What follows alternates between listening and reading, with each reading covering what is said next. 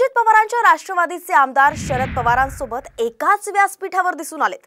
हडपसरचे आमदार चेतन तुपे आणि शरद पवार एकाच व्यासपीठावर दिसलेत। सातारा जिल्हा मित्रमंडळाच्या वतीने गोल्डन जुलै या कार्यक्रमाचं आयोजन करण्यात आलं होतं। हडपसर मतदारसंघातील वानवडी इथे या कार्यक्रमाचं आयोजन करण्यात आलं होतं। दोन्ही नेते एकाच व्यासपीठावर दिसल्याने अनेकांच्या भुवया उंचावल्या।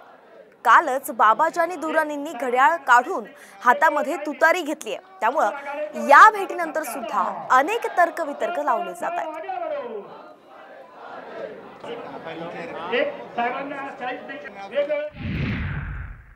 दरम्यान हा कार्यक्रम पार पडल्यानंतर चेतन तुपे शरद पवारांना भेटण्यासाठी वाट पाहत होते, मात्र पवारांनी आमदार तुपेंकडे दुर्लक्ष केलं आणि ते निघून गेल्याचं पाहायला मिळालंय।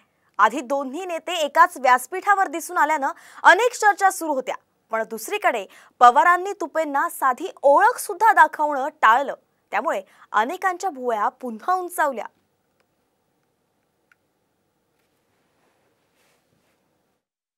कार्यक्रम हा राजकीय कार्यक्रम नव्हता। हा सातारा मित्रमंडळाचा त्यांचा 50 वर्ष सुवर्ण महोत्सवाचा कार्यक्रम होता।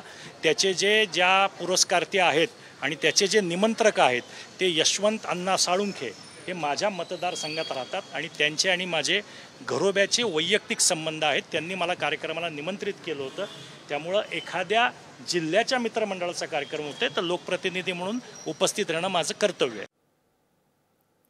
तर आपण पाहतोय शरद पवारांना अजित पवार गटाचे दुसरे आमदार जे आहेत ते भेटलेले आहेत। चेतन तुपे असं त्यांचं नाव।